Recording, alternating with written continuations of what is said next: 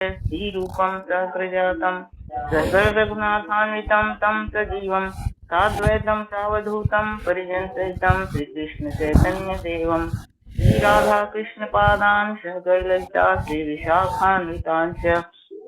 हे कृष्णा करुणा सिंधु दीनबंधु जगतपते गोपेश गोपिका कांत राधा कांत नमस्ते ते तप्त कांचन गौरांगी राधे वृंदावनेश्वरी वृषभानुसुत देवी प्रणमामि हरिप्रिये। वाञ्छाकल्पतरुभ्यश्च कृपा सिन्धुभ्यैव च पतितानां पावनेभ्यो वैष्णवेभ्यो नमो नमः।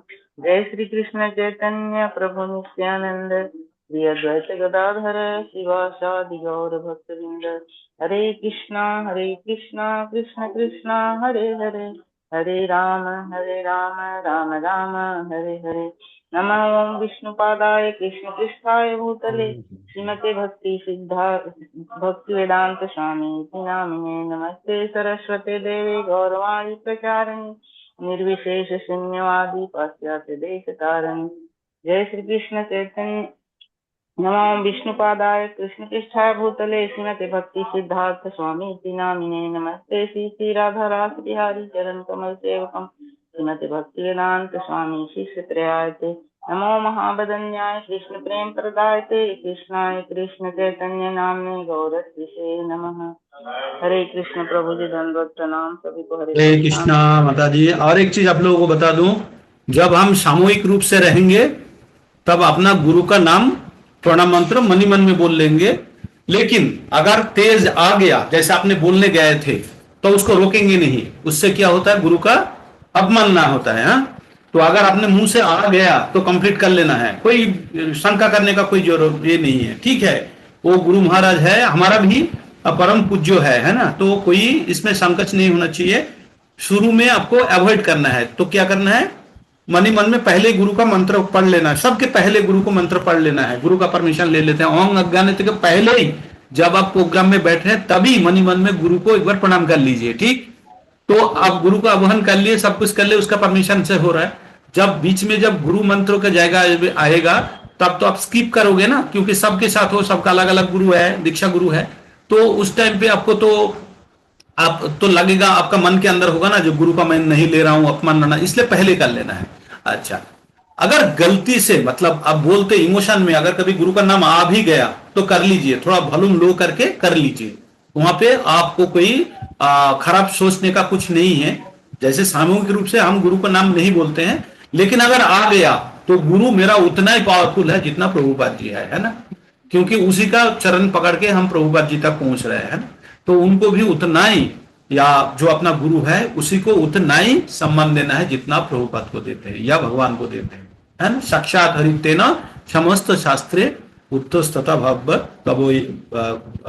तबो एवं शब्दी। हाँ, साक्षात हरितेन समस्त शास्त्रे, तो भगवान को समस्त शास्त्रों में क्या बताया है, साक्षात हरि। तो हरि के रूप में उसका तुलना, कोई इसमें कोई खराब अच्छा समझना, जैसे आप लोग अपना गुरु का गुरु भाता या गुरु भगनी जो साथ में होंगे तभी बोलेंगे, ऐसा नहीं है। गोपाल कृष्ण गुरु महाराज उतना ही पूज्य है जितना मेरा गुरु महाराज, जितना लोकनाथ स्वामी महाराज का हम लोग जैसे मान लीजिए जो भी शिष्य है, जयपता का गुरु महाराज का शिष्य भी उतना ही हमारा प्रिय, गुरु महाराज उतना ही हमारा प्रिय। इसमें कभी भी मन के अंदर कभी भी कोई डिफरेंसेस नहीं आना चाहिए। तो अगर गुरु महाराज का नाम आ जाते हैं तो बोलते बोलते धीरे धीरे वॉल्यूम कम कर लीजिए, ठीक है, क्योंकि उनको आइसोलेट नहीं करना है। ठीक, तो ये गया। अभी नेक्स्ट वाला जो है हमारा भागवतम का, जो भागवतम का तो आवाहन आज नहीं करेंगे हम, चैतन्य चरितमृत के लिए जो आवाहन मंत्र है वो वाला जय जय चैतन्य, वो कौन करेंगे उसके लिए देखता हूं। अच्छा, ज्योत्सना माता जी कीजिए। हरे कृष्णा, ज्योत्सना माता जी। हरे कृष्ण प्रभु जी, पंचांग प्रणाम। हरे जी कृष्ण हाँ, प्रभु जी, पंचांग हाँ, प्रणाम सभी को, दंडवत। पंचांग प्रणाम। जय जय श्री चैतन्य, जय नित्यानंद, जय द्वैत चंद्र, जय गौर भक्त वृंद। जय जय श्री चैतन्य जय नित्यानंद जय द्वैत चंद्र जय गौर भक्तवृंद। जय जय श्री चैतन्य जय नित्यानंद जय अद्वैत चंद्र जय गौर भक्तो बिंदो।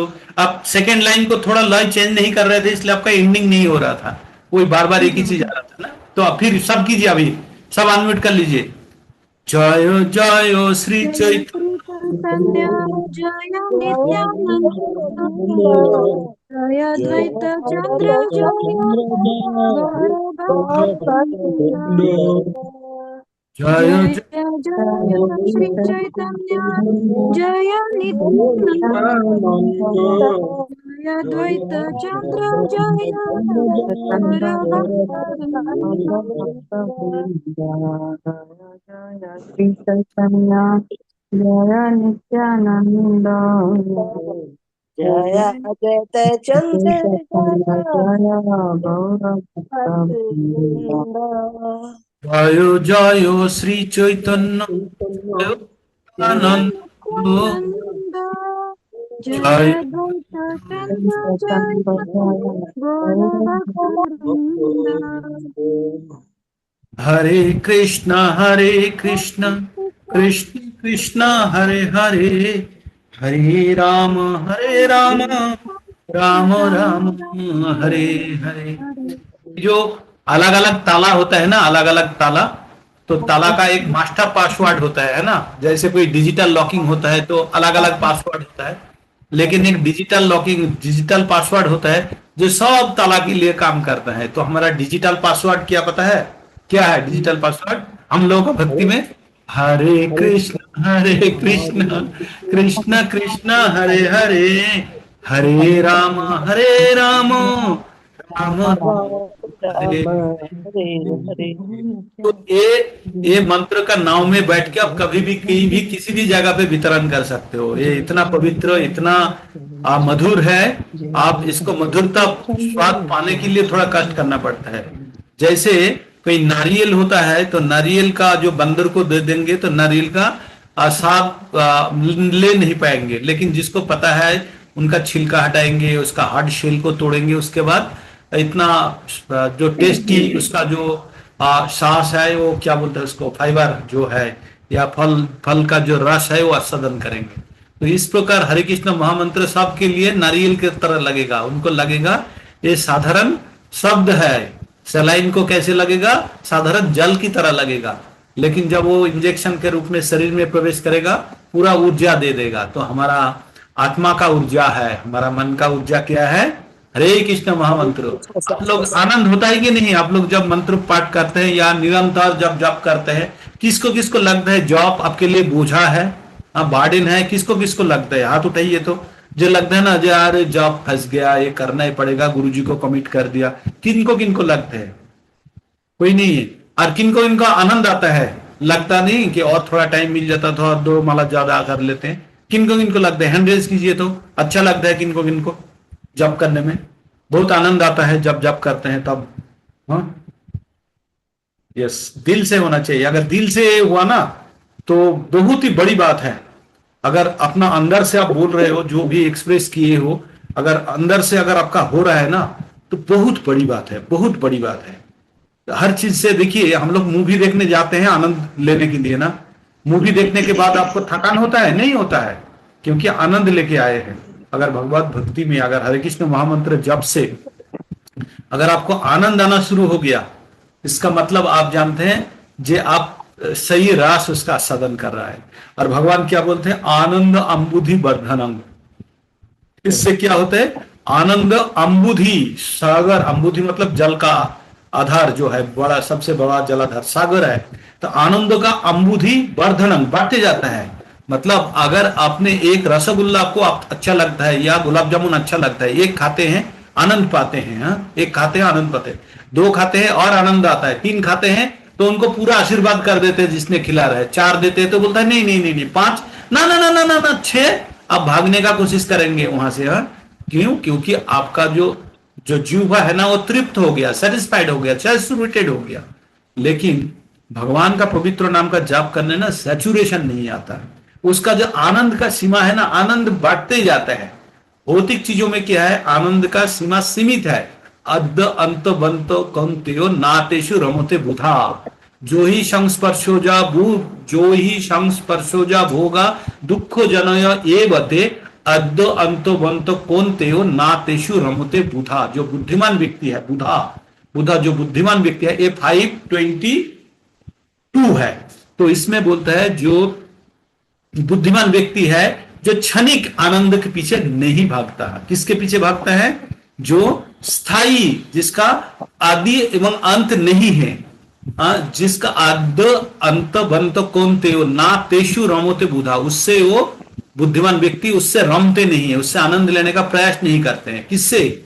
जो ही संस्पर्शो जब होगा, संस्पर्श मतलब जो भी हमारा जो इंद्रिय समूह है, ज्ञान इंद्रियों के साथ नजदीक में जो आता है वही तो हमको आनंद देता है ना। जैसे मैंने कोई चीज देखना पसंद करता हूं, दिलीप प्रभु को मेरे को अच्छा लगता है, तो दिलीप प्रभु को दर्शन करते ही मेरा मन शांत हो जाता है। तो मेरा किसको शांति दे रहा है? मेरा आंख को शांति दे रहा है। कौन? दिलीप प्रभु दे रहा है।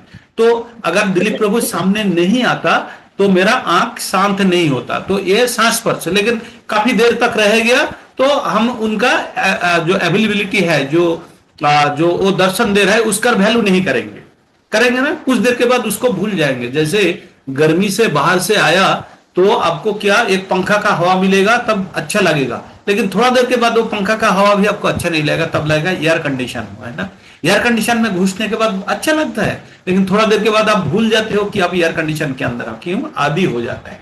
तो हम लोगों का जीवन में हर कई चीज को हम आदी कर लिए, इसलिए हमेशा डर लगता है भगवान को कभी ना आदी बना ले। इसलिए भगवान अति सहज रूप से किसी को दर्शन नहीं देता। लेकिन भगवान अगर किसी को दर्शन देते हैं या भगवान से प्रेम होता है, उसका आनंद किस प्रकार होता है? वो सेटिस्फेक्शन नहीं दे पाता है।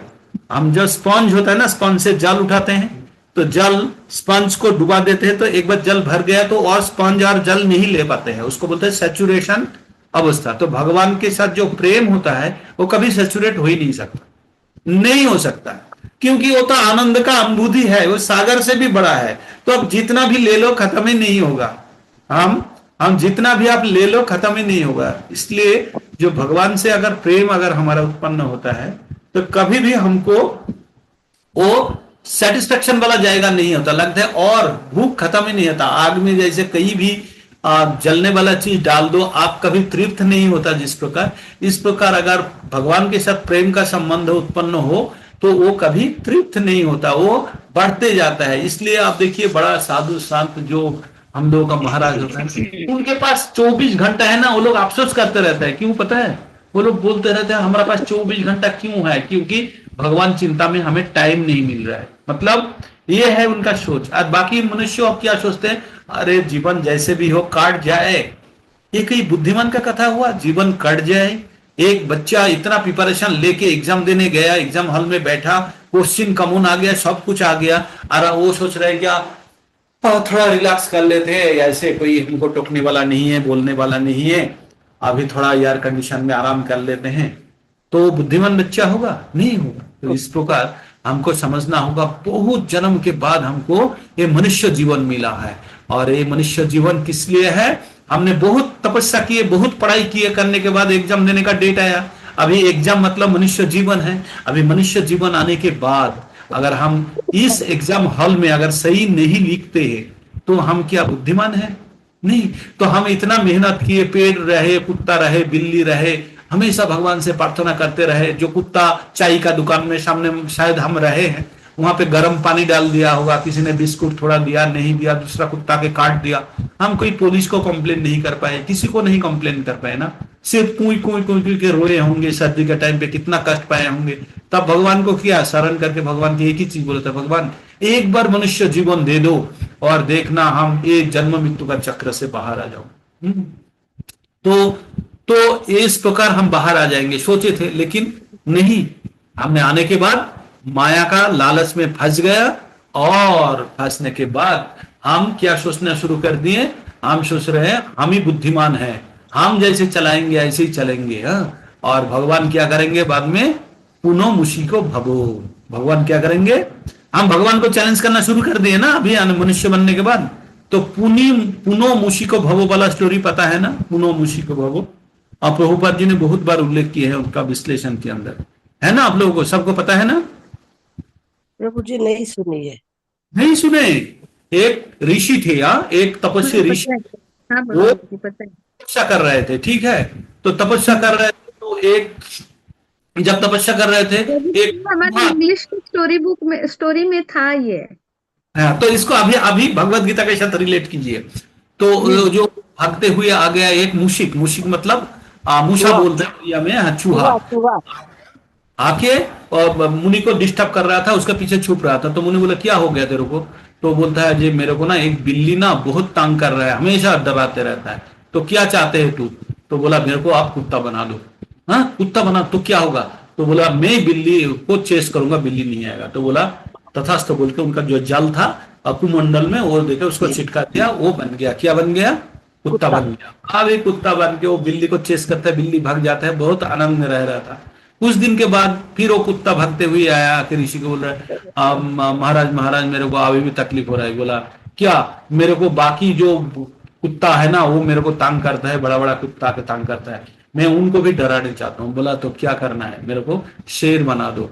तो बोलता है ठीक है तथास्तु बोल के उनको शेर बना देता है।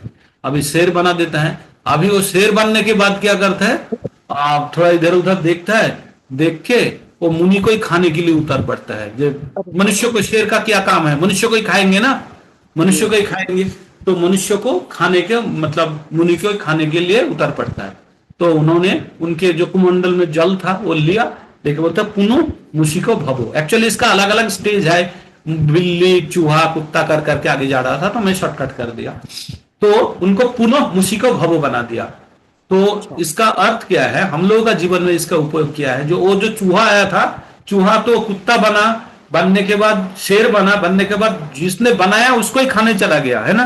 तो उन्होंने क्या किया? बोला चल तू जैसे पहले चूहा था चूहा बन जा, बोल के चूहा बना दिया। तो हम लोग मनुष्य विभिन्न जीव के अंदर से पार होते होते भगवान से बहुत प्रार्थना किए, करने के बाद हमको बोला एक बार मनुष्य बना दो तो हम समस्त प्रकार का दुख कष्ट से मुक्त हो जाएगा, आपका भक्ति करेंगे, करके हम निकल जाएंगे। लेकिन जब मनुष्य बन गया तो शेर की तरह बिहेव करने लगा। किसको? वो जो जिसने बनाया है उसको हम चैलेंज करना शुरू कर दिया। तो हमको बनाया किसने? भगवान ने। और अभी हम भगवान को चैलेंज कर रहे हैं, तो भगवान क्या करेंगे? हमको क्या करेंगे? फिर से बना देंगे। पुनः मुशिका भवो, पुनः बना देंगे हमको, वही जानवर कुत्ता बिल्ली चूहा बना देंगे जो जन्म जन्मांतर का आठ होते रहेंगे। तो हम लोग इस प्रकार का मनुष्य जीवन को व्यय करना क्या बुद्धिमान का काम होगा? नहीं। तो हमको दृढ़ रूप से, हाँ, किस प्रकार? दृढ़ रूप से तेषां, आप लोगों का सब पाप खत्म हो गया, तभी आप लोग भगवत भक्ति में आए हैं। तो भगवान क्या बोल रहा है? तेषां अंतगतं पापं जननां पुण्य कर्मणां 7:28 तेषां अंतगतं पापं जननां पुण्य कर्मणां ते दंड मोहर निर्मुक्ता भजन्ते मां दृढ़व्रता। यहाँ पे दो शब्द यूज किया, दंडो और मोह। दंडो मतलब ये ठीक है कि वो ठीक है, इसको बोलते हैं दंडो। और मोह मतलब जो अटैचमेंट है, जो मोहित होके रहना। मोहित होने वाला कहानी आप लोगों को बताया, जो मधुमक्खी वाला कैसे मोहित रहता है, उनको पता नहीं क्यों वो उसके पीछे भाग रहा है, उनको उसी में आनंद है। पता है मधुमक्खी वाला, मधुमक्खी वाला कहानी पता है ना? 3 प्रकार का मधुमक्खी होता है। सुनिए, एक जो हनीकॉम्ब होता है, हाँ बता देता हूँ छोटा 1 मिनट में। हनीकॉम्ब होता है जो मधुमक्खी का जो ढांचा होता है, उनमें 3 प्रकार का मधुमक्खी होता है। एक होता है रानी, जो क्वीन है, जो पूरा चलाता है, सबसे बड़ा साइज का है मधुमक्खी। 4-5 रहता है पुरुष मधुमक्खी, हाँ? और बाकी जितना भी मक्खी है सब होता है लेबर, श्रमिक होता है। हाँ, तो ये जो पुरुष मधुमक्खी है, इनका तो आशा रहता है कि जो स्त्री मधुमक्खी या रानी मधुमक्खी के साथ ये संग करे, ठीक है, उनका आशा रहता है। नारी जो क्वीन जो है, वो वहां का रानी है, वो पूरा चीज को कंट्रोल करते हैं। किसको? पूरा मधुमक्खी का जो ढांचा है, उनका जितना भी लेबर है, सब हजारों कितना होता है, 7-8 हजार उनका ये होता है, असेंबली होता है, टोटल स्ट्रेंथ होता है एक मधुमक्खी का इसमें बंच में। तो सबको वो कंट्रोल करते हैं। लेकिन जो पुरुष है उनका तो आशा है कि रानी के साथ वो संग करेगा। लेकिन जो लेबर है उनको क्या आशा है? उसको क्या प्राप्त करना है? वो किस लिए कर रहा है? वो आप जानते हैं मधुमक्खी जब दूसरे को बाइट करता है तो उनका जो चोंच होता है ना, जो डाल देते हैं, डाल के जिसके अंदर पॉइजन होता है, दे के डाल दे के उसको तोड़ डंक देते हैं, कहते हैं हिंदी में। प्रभु जी हिंदी में डंक कहते हैं उसको। डंक देते हैं। हाँ हाँ, उनको जो डंक मारते हैं तो उनका जो उसके अंदर, तो उसमें क्या होता है, वो सुसाइडल अटैक होता है, पता है ना, वो मर जाता है उसके बाद, वो जो काटता है वो शायद मर जाता है। तो एक एक मधुमक्खी अपना जीवन का सर्वोच्च सैक्रिफाइस करता है, किसको? उसको टीम को बचाने के लिए, उनका रानी को बचाने के लिए, उनका बाकी सदस्यों को बचाने के लिए, मतलब सुसाइडल स्क्वाड है। तो इस प्रकार त्याग करने के लिए तैयार है। किस लिए? किस लिए? क्या मिलता है उनको? किससे वो मोहित है? तो उसको बोलते हैं मधु की गंध से, रानी मक्खी। रानी मक्खी होता है ना, रानी क्वीन जो होता है, वो उसमें से एक स्मेल आती। एक गंध छोड़ती है, स्मेल छोड़ती है, जिससे बाकी जितना भी मक्खी है ना, सब मोहित हो जाता है। और वही उनका प्रेरणा है काम करने का। तो हम लोग ये जड़ जगत में, हमें संसार में कौन सा स्मेल से मोहित होके हम भगवान को भूल चुके हैं? कौन सा हम लोगों का तुष्टि मिलता है, आनंद देता है? कौन, किसमें हम मोहित होके पड़े हुए? उसको ढूंढना है। तो ये जो मधुमक्खी उसके अंदर है, उनको पता नहीं है कि वो मोहित होकर बैठा है, लेकिन उसके बाहर जो है उनको दिखने को मिलता है। तो हम लोगों का जो गुरु महाराज होता है, उच्च कोटि का जो वैष्णव होता है, उनको पता है हम लोग किसमें मोहित होके हैं, क्योंकि वो बाहर से देखते हैं। तो जो मधुमक्खी का जो पंच होता है, उनके बाहर से जो देखेगा उनको पता चलेगा ये लोग किस प्रकार मोहित है। तो हम लोग जो संसार जीवन में मोहित है, हमें पता नहीं है, लेकिन गुरु महाराज जो उच्च कोटि का वैष्णव है, जो स्पिरिचुअली एलिवेटेड पर्सनालिटीज है, उनको पता है। तो उन्होंने जब ये चीज हमको जब बताते हैं, जब कि हम किस प्रकार ये जगत में हम मोहित होके पड़े हैं, तो ये ज्ञान प्राप्त होने के बाद बुद्धिमान व्यक्ति क्या करेगा? तुरंत इस ढांचा के बाहर आने का प्रयास करेंगे ना, इस ढांचा से बाहर आने का प्रयास करेंगे। तो वही है हमारा चेष्टा। हमको ये चीज जानना होगा, जो हमारा जो जीवन है, आहार निद्रा भाई मैथुन में हम जो मग्न होके पड़े हैं, ये वो लेबर मधुमक्खी की तरह मोहित होके पड़े हैं। भगवान क्या बोलते हैं? त्रिभीर गुणमयीर भवी रेभी सर्वमिदम जगत मोहितम ना भी जानती मामेव परम अव्ययम। 7/13 में बोलता है, जो प्रकृति का 3 गुण द्वारा मोहित होके हम पूरा एकदम इतना मोहित होके है, तो हमें पता ही नहीं चलता कि भगवान समस्त जगत का महेश्वर है, और हम ये जानते ही नहीं, हम ये जगत में मोहित होके पड़े हुए हैं। तो भगवान यही बोल रहा है कि दैवी हैसा गुणोमयी ममो माया दूरतया मामेव जो पपद्दन्ते माया मेतम तरंती थे। तो भगवान बोलते हैं ये दैवी मेरा, ये जो हम जिससे मोहित हुए हैं, ये क्या चीज है? भगवान का बहिरंगा प्रकृति है। भगवान का दैवी शक्ति द्वारा ये जगत को चलाने के लिए ये बना के रखे हैं। तो इस जगत के अंदर अगर उस शक्ति के अंडर में हम रहेंगे तो कभी निकल पाएंगे? नहीं निकल पाएंगे। तो भगवान क्या बोलते हैं? भगवान बोलते हैं मामेव जो पपद्दन्ते, जो भगवान का आश्रय जो ग्रहण कर लेते हैं, उनका जो आश्रय ग्रहण कर लेते हैं, तो वो अवश्य ही क्या पार कर लेते हैं? मामेव जो पपद्दन्ते माया मेतम तरंती थे। ये जो माया का सागर है, इसको आराम से तैर के बाहर निकल जाते हैं। तो हमें थोड़ा कभी कभी हमारा अंदर से बाहर आके देखना है। जो मृत्यु के बाद जो देखेंगे, वो मृत्यु के पहले आपको देख लेना है क्या स्थिति है ना। तो बुद्धिमान व्यक्ति वो है कि घटना घटने के पहले ही घटना का अनुमान लगा के अपना काम करे। That is proactive nature. हमने पढ़े थे ना 7 हैबिट्स में, जो घटना घटने के पहले ही ऐसा प्रिपरेशन लेना है कि जो घटना का इंपैक्ट हमारा पर कम से कम आए, है ना। तो दैट इज प्रोएक्टिव नेचर। गाड़ी ब्रेकडाउन होने के पहले सर्विस करा लेना है। तो हम मृत्यु आने के पहले ही हमको प्रिपरेशन लेना है कि अगला जीवन में हमको कहां जाना है, क्या करना है। नहीं तो ये जीवन भी व्यर्थ हो जाएगा।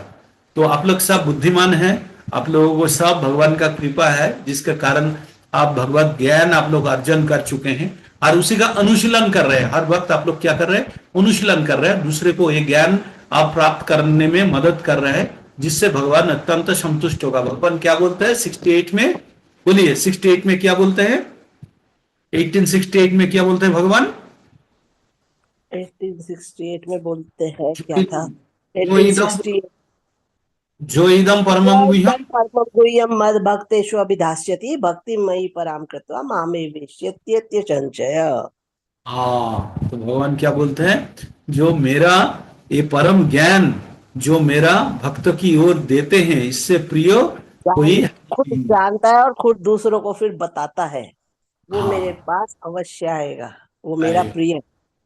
दूसरे अभी में बताइए प्रियतर हो तो व्याख्यान करते हैं उसकी उसका नाई।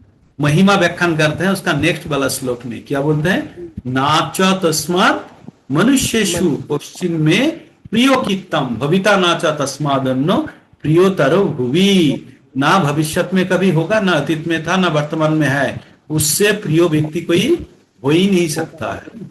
तो आप देखिए भगवान, मतलब हम लोगों को एब्सोल्यूट ट्रूथ जानना होगा, चरम सत्य जानना होगा। चरम सत्य क्या है? भगवान एब्सोल्यूट, उसको वो कोई रिलेटिव ट्रूथ नहीं है, वो एब्सोल्यूट ट्रूथ है।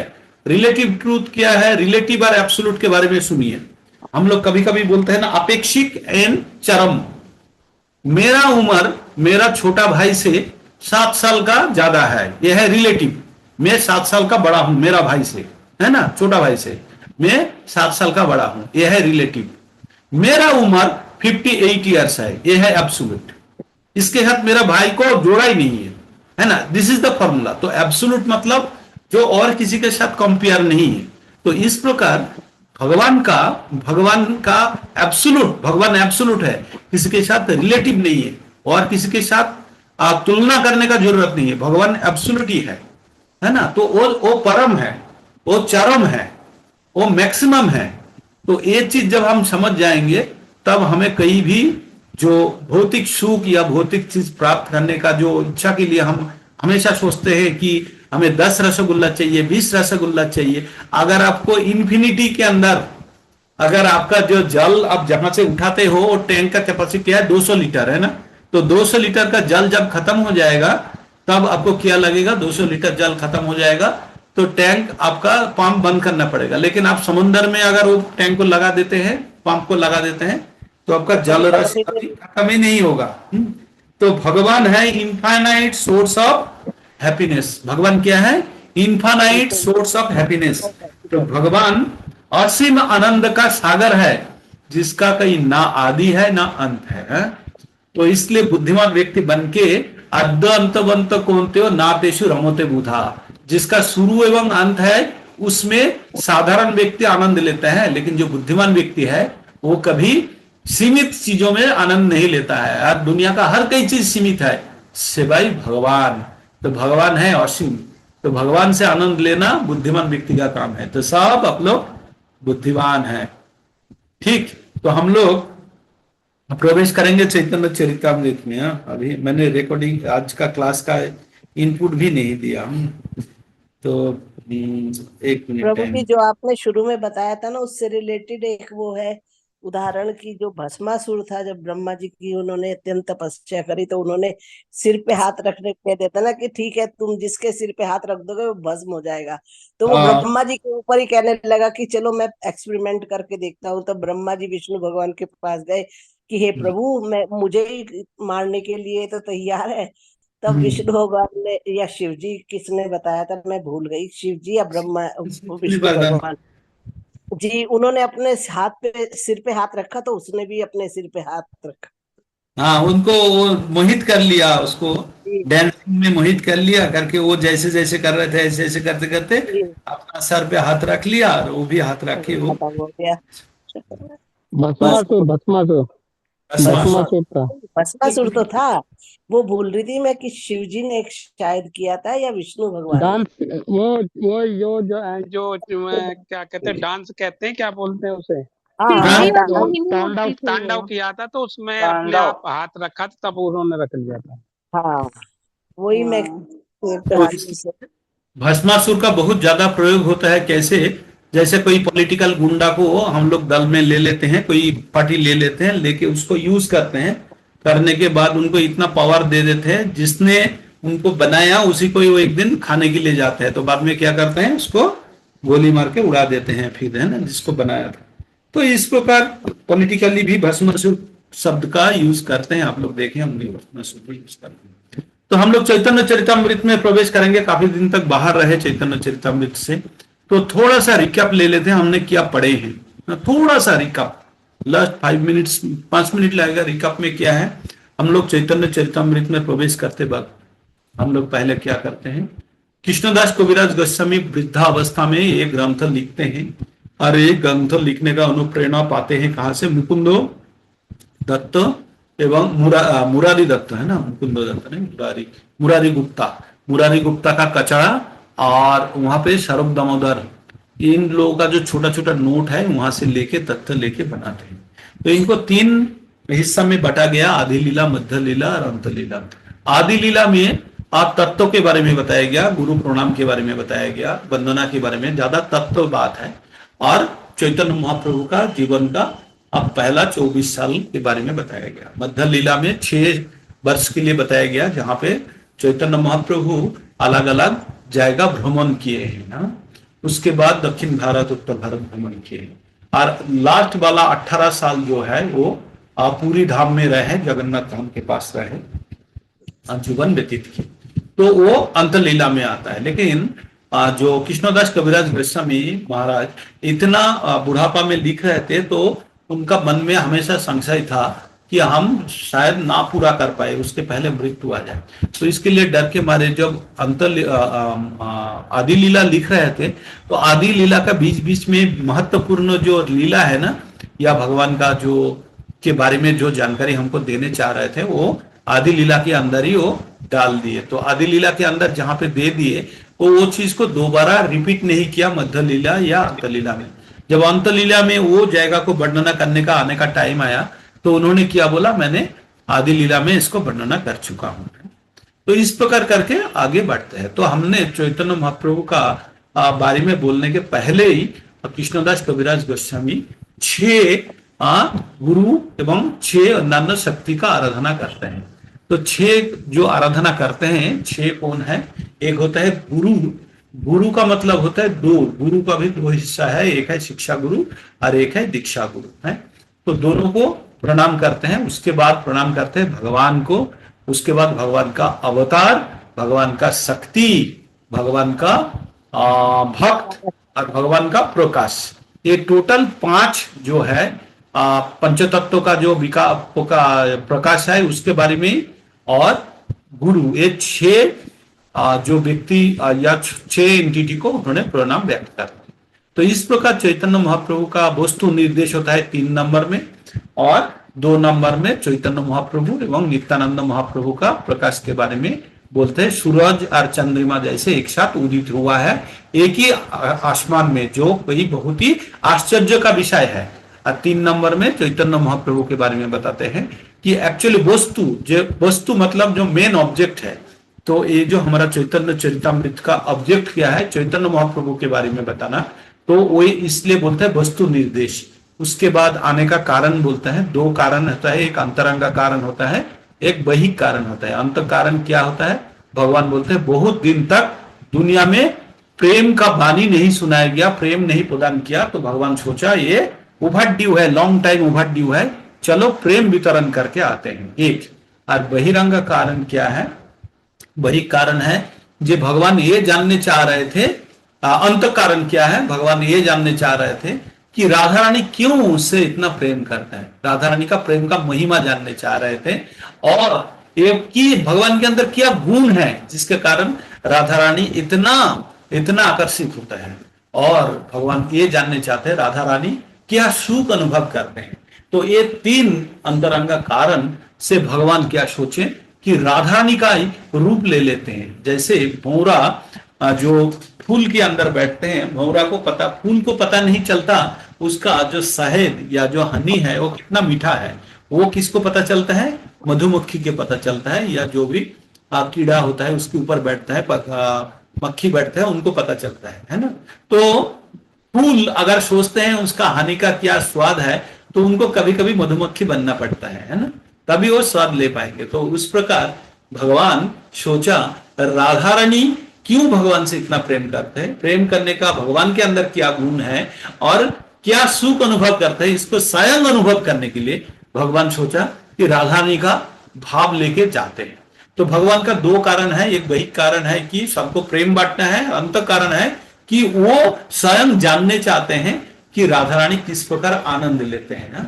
तो इसलिए भगवान जुगल रूप में, जो वैकुंठ धाम में एक ही आत्मा दोनों रूप में प्रकाश है, वहां पे अंतरंगा शक्ति बहिशक्ति के रूप में, जैसे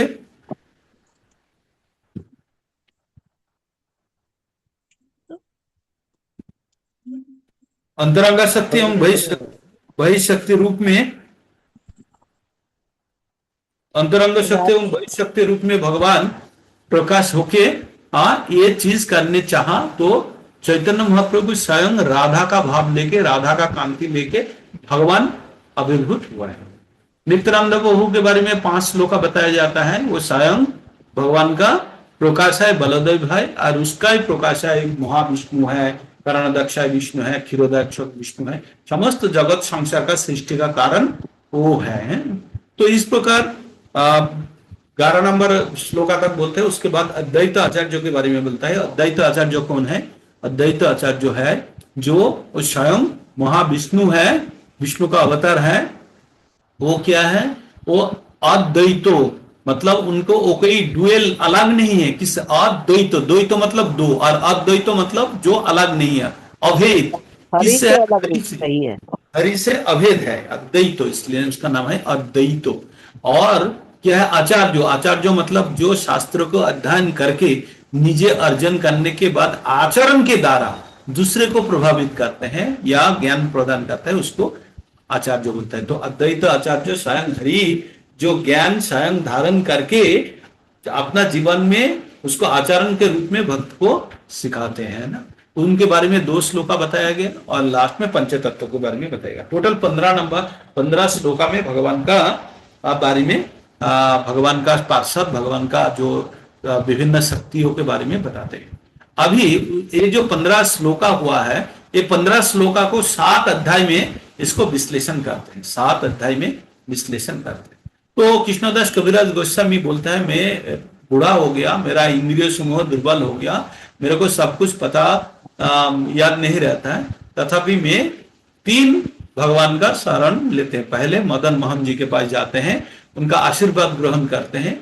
जब वहां पे जाते हैं, जाके आशीर्वाद ग्रहण करने के लिए प्रस्तुत होते हैं, तो वहां से एक फूल का माला गिरता है भगवान का गले से। तो उनसे उनको लगता है भगवान ने उनका आशीर्वाद प्रार्थना सुन लिए एवं आशीर्वाद की। तो मदन मोहन जी का साथ संबंध वहां उनका दीक्षा गुरु मानते हैं, है ना। उसके बाद गोपीनाथ जी, गोविंद देव के पास जाते हैं, गोविंद देव से परमिशन लेते हैं, एंड उसके बाद जो गोपीनाथ जी, अंत में गोपीनाथ जी है ना, मदन मोहन, गोविंद देव एवं गोपीनाथ, ये तीनों भगवान से, तीनों ठाकुर से, वृंदावन का तीनों ठाकुर से उन्होंने परमिशन लेते हैं। लेने के बाद वो ये रचना का काम में हाथ देते हैं ना। उसके बाद हम लोग धीरे धीरे विभिन्न प्रकार ये 6 गोसाई के बारे में बोलते हैं, 6 ठाकुर के बारे में बोलते हैं। इस प्रकार हम कितना दूर तक गए थे प्रभु जी? हमने पढ़ा था 54 तक। 54 तक, बहुत बढ़िया है। तो लगभग हमने 55 पढ़ना है आज। 55। अच्छा, अभी हम लोग क्या पढ़ रहे थे? इसके बाद सृष्टि के बारे में बता रहे हैं अभी, है ना। जो भागवतम में हमने चतुश्लोकी भागवतम पढ़े थे, उसका व्याख्या पुनः यहाँ पे हमको मिला है ना। तो चतुश्लोकी गीता में हमने क्या मिला था हमको, वहां भागवतम में, चतुश्लोकी भागवतम में हमको मिला था सृष्टि का पूर्व एवं सृष्टि का अंत में भगवान अकेले थे एवं अकेले रहेंगे, है ना। सृष्टि का पूर्व में भी अकेले थे, सृष्टि का बाद भी अकेले हैं। भगवान के बारे में छोड़ के जितना भी ज्ञान है, विद्या है, सब अविद्या है, अज्ञान है। भगवान जिसमें नहीं है वो कभी विद्या या ज्ञान नहीं हो सकता जिसमें भगवान नहीं। तीसरा है, भगवान भौतिक जीवन की जगत में अगर प्रवेश करते हैं या बाहर जाते हैं, तब भी इसके द्वारा भगवान प्रभावित नहीं होते। और क्या बोलते हैं, जो भगवान के ये परम शक्ति के बारे में जानकारी के लिए क्या करना है, तपस्या करना है या आत्म मनन करना है सायं के अंदर। तभी भगवान के बारे में ये ज्ञान प्राप्त किया जा सकता है। जो ब्रह्मा जी ने किए थे, ब्रह्मा जी ने किए थे, तप किए थे, बहुत दिन तक इधर उधर ढूंढा, कुछ नहीं मिला। उसके बाद जल के अंदर क्या शब्द सुना था, 16 एवं 21 नंबर जो अर्थ, जो अल्फाबेट का जो शब्द तप सुना, तप। तो उन्होंने तपस्या किया था, तपस्या करने के बाद उन्होंने भगवान का दर्शन हुआ था, भगवान का धाम दर्शन किए, भगवान से ज्ञान प्राप्त किए और भगवान के पास प्रार्थना किए, भगवान कभी मेरा अंदर ऐसे अहंकार ना उत्पन्न हो कि मैं सृष्टि का सायं करता हूं, ना कभी मैं आपको, कभी ना आपको इतना सम्मान देने में कभी कंजूसी ना करूं कि कभी ना मैं गलती ना कर बैठूं। तो भगवान से विनम्र प्रार्थना करते हैं। तो ये सब हाथ हमने, मिलाया था ना ब्रह्मा जी से, था ब्रह्मा जी ने भगवान से हाथ मिलाया था, हाँ हाथ भी मिलाया था, यस। तभी तो कहा था भगवान ने कि भगवान से ब्रह्मा जी ने कि मेरे अंदर ये हाथ तो मिला लिया, लेकिन कोई अहंकार ना आए मेरे मन कि मैं ठीक। सृष्टि करा, मैंने किया। वो, यस, मेरा अंदर कहीं अहंकार न उत्पन्न है, सही बोले माता जी, उत्पन्न ना हो कि मैं आपका लेवल का बराबर हो गया क्यों आपने मुझसे हाथ मिलाया, है ना। जैसे हम लोग का मन के अंदर उत्पन्न होता है ना, किसी ने हाथ मिला लिया तो हम सोचते हैं कि हमारा बराबर के हो गया, तो उसी का ही बोलते हैं। तो अभी 54 हमने पढ़ लिए, 55 पढ़ेंगे प्रभु जी आज। 55 पढ़ेंगे। तो ठीक है, 55 पढ़ने के लिए मेरा को जो पहला हाथ दिख रहा है, ज्योत्सना माता जी का देख रहा है, तो ज्योत्सना माता जी पढ़ेंगे, पठन कीजिए 55 वाला। पठन कीजिए माता जी। हरे कृष्ण प्रभु जी। पंचांग प्रणाम, सभी को पंचांग प्रणाम। हाँ माता जी, मैं डिस्प्ले लगाता हूँ, आपके पास तो पुस्तकें है, आप तो मंगा लिए हैं। हाँ प्रभु जी। हाँ। श्री चैतन्य चरितामृत की जय। श्री श्री कृष्ण चैतन्य महाप्रभु की जय। श्रील प्रभुपाद जी की जय। श्रील कृष्णदास कविराज गोस्वामी जी की जय। यथा महान्ति भूतानि भूतेषु चावचेष्वनु प्रविष्टान्य प्रविष्टानि तथा तेषु न तेष्वहम्। यथा महान्ति भूतानि भूतेषु चावचेष्वनु प्रविष्टान्य प्रविष्टानि तथा तेषु न तेष्वहम्।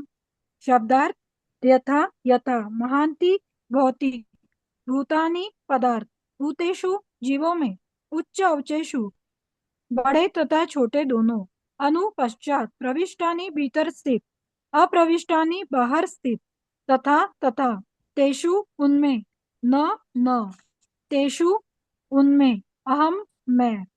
अनुवाद। जिस प्रकार भौतिक तत्व सारे जीवों के शरीरों में प्रवेश करते हैं फिर भी उनके बाहर रहते हैं, उसी तरह मैं सारी भौतिक सृष्टियों के भीतर विद्यमान रहता हूँ, फिर भी मैं उनके भीतर नहीं रहता। तात्पर्य। स्थूल भौतिक तत्व पृथ्वी, जल, अग्नि, वायु तथा आकाश, सूक्ष्म भौतिक तत्व मन, बुद्धि तथा मिथ्या अहंकार, ये मिलकर इन भौतिक जगत के शरीरों की रचना करते हैं। फिर भी वे इन शरीरों से भी परे हैं। किसी भी भौतिक पदार्थ की रचना इन्हीं भौतिक तत्वों के विभिन्न अनुपातों में सम्मिश्रण या संयोग के अतिरिक्त कुछ नहीं होती। ये तत्व शरीर के भीतर और बाहर दोनों ही तरह रहते हैं। उदाहरणार्थ, यद्यपि आकाश अंतरिक्ष में स्थित है, किंतु यह शरीर के भीतर भी प्रवेश करता है। इसी प्रकार भौतिक शक्ति के कारण स्वरूप भगवान भौतिक जगत के भीतर भी रहते हैं और उनसे परे भी। भौतिक जगत के भीतर उनकी उपस्थिति के बिना यह विराट शरीर विकसित नहीं हो सकता था। जिस प्रकार की भौतिक शरीर के भीतर आत्मा के न होने से शरीर विकसित नहीं हो पाता, सारा भौतिक जगत इसीलिए विकसित एवं पालित होता है, क्योंकि भगवान परमात्मा के रूप में उसके भीतर प्रविष्ट होते हैं। भगवान अपने सर्वव्यापक परमात्मा रूप में बड़े से लेकर छोटे से छोटे प्रत्येक जीव में प्रविष्ट होते हैं। उनकी उपस्थिति की अनुभूति उसे ही हो सकती है जिसमें विनयशीलता का अनूठा गुण हो, जिसके कारण वह शरणागत हो जाता है। इसी विनयशीलता का विकास ही अनुपातित आध्यात्मिक अनुभूति का वह कारण बनता है, जिससे मनुष्य भगवान का व्यक्तिगत रूप में साक्षात्कार कर सकता है। जिस प्रकार एक मनुष्य दूसरे मनुष्य से आमने सामने मिलता है, भगवान के प्रति दिव्य आसक्ति विकसित होने के कारण ही शरणागत व्यक्ति को सर्वत्र अपने प्रिय की उपस्थिति का अनुभव होता है और उसकी सारी इंद्रियां भगवान की प्रेममय सेवा में लगी रहती है। उनके नेत्र वृंदावन की दिव्य भूमि में कल्प वृक्ष के नीचे एक अलंकृत सिंहासन पर आसीन प्रेमी युगल श्री राधा और कृष्ण को देखने में व्यस्त रहते हैं। उसकी नाक भगवान के चरण कमलों की दिव्य सुगंध सूंघने में लगी रहती है। इसी प्रकार उसके कान वैकुंठ से आने वाले संदेशों को सुनने में और उनके हाथ भगवान तथा उनके पार्षदों के चरण कमलों का आलिंगन करने में लगे रहते हैं। इस तरह भगवान शुद्ध भक्त को भीतर और बाहर से दर्शन देते हैं। यह भक्ति के संबंध के रहस्यों में से एक है, जिसमें भक्त तथा भगवान स्वतः स्फूर्त प्रेम से बंधे रहते हैं। इस प्रेम को प्राप्त करना ही हर जीव के जीवन का लक्ष्य होना चाहिए। हरे कृष्णा। हरे कृष्ण। यहाँ पे बहुत गहरा तत्व बताया है। हमें उपलब्धि स्तर पे तो जा नहीं पाएंगे, उतना तो लेवल है नहीं हमारा। लास्ट वाला लाइन क्या बोला है, इस प्रेम को प्राप्त करना ही हर जीव का जीवन का लक्ष्य होना चाहिए। कौन सा प्रेम है? जो भगवान के साथ प्रेम है। तो यहाँ केवल से ये शक्ति, ये भक्ति के संबंध का रहस्य में से एक है, जिसमें भक्त तथा भगवान स्वतःस्फूर्त प्रेम का बंधन में बांधे रहते हैं। तो भगवान के साथ हमारा संबंध क्या है? जो प्रेम का बंधन, जो हमारा ये रस्सी जितना स्ट्रांग होगा उतना ही, जितना भी स्ट्रेस आएगा, रस्सी सख्त का मतलब क्या है? जितना बल प्रयोग करे वो कभी टूटेगा नहीं, है ना? जितना रस्सी होगा उतना जितना भी बल प्रयोग करे वो टूटेगा नहीं, है ना? कभी उसके ऊपर अविश्वास नहीं आएगा, वो जो ये टूट जाएगा। तो इसलिए भगवान के प्रति जिसका जितना प्रेम गहरा होगा वो उतना ही भगवान के प्रति ज्यादा आकृष्ट रहेंगे ना। क्यों? उनको कभी उनका अविश्वास पैदा ही नहीं, उत्पन्न ही नहीं होगा। भगवान के प्रति पूर्ण विश्वास बना रहेगा, क्योंकि जितना ज्यादा प्रेम होगा उतना ही। अरे कन्वर्सली भी ट्रू है, उल्टा डायरेक्शन में। जितना आप विश्वास बढ़ेंगे उतना ही भगवान के प्रति आप जानना शुरू करेंगे और भगवान के प्रति प्रेम बढ़ते जाएगा। तो हम वही बोल रहे थे ना शुरू में, आनंद अम्बुधि वर्धनम। तो ये प्रेम का कहीं सीमा नहीं होता। इसमें और एक चीज हमने यहाँ पे श्रवण कर रहे थे जो मेरा दिमाग में आया था बोलने के लिए मैंने सोचा था। तो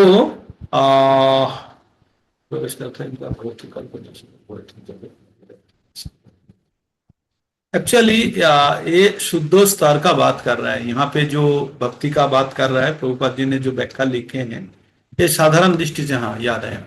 तो हम लोगों का जो पंच तत्व है, हमारा शरीर कितना का बना हुआ है? ये शरीर, ये पंच तत्व और सूक्ष्म शरीर। सूक्ष्म शरीर का क्या दशा है? मन बुद्धि अहंकार। अच्छा, मृत्यु के बाद ये सूक्ष्म शरीर का क्या दशा होता है? कहाँ जाता है ये? बोलिए तो थोड़ा सा मनन कीजिए। जो हमारा तो भौतिक शरीर तो त्याग देंगे, यहाँ रह जाएगा। उसके बाद आत्मा, हमारा शरीर में 3 स्तर होता है, मतलब बेसिकली है तो ज्यादा 5-6 स्तर है, लेकिन हम 3 में डिवाइड करके अगर रखेंगे तो हमारा है स्थूल शरीर है, एक है सूक्ष्म शरीर है और एक है आत्मा है। तो ये जो 3 है, तो आत्मा तो शरीर त्याग दिया, परमात्मा भी निकल गया शरीर से। आत्मा जब निकल जाते परमात्मा भी साथ साथ में निकल जाते। तो शरीर में सूक्ष्म शरीर कहाँ रह गया? छोड़ के चले जाते हैं, लेके जाते हैं।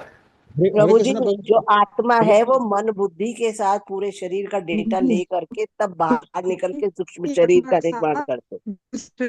प्रभु जी मैं बताऊं? बोलिए। प्रभु जी, अगर भगवत प्रेम नहीं किया जीवन में तो नेक्स्ट जो शरीर मिलेगा उसी में ट्रांसफर हो जाता है प्रभु जी। अच्छा, अगर भगवत प्रेम किया तो भगवान का पास ही रहना, माने मतलब वैकुंठ धाम जाना है प्रभु जी। तो सूक्ष्म शरीर का क्या होगा? वो तो भगवत का, भगवान का मतलब अंश टाइप का होगा ना, भगवत प्रेम में वो रह जाएगा, उसका मन बुद्धि भगवान में लगे रहेगा प्रभु जी। और कोई क्लू देंगे? हरे कृष्ण प्रभु जी। बोलिए प्रभु जी।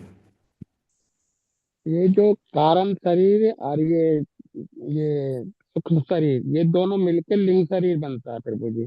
और ये लिंग शरीर जहाँ आत्मा जाएगी ना, उसके साथ साथ निकल जाता है और तो उसी शरीर में चला जाता है, क्योंकि उसी से प्रारब्ध बनता है। अच्छा अच्छा, ठीक ठीक है, आप भी ठीक बोले। और कोई?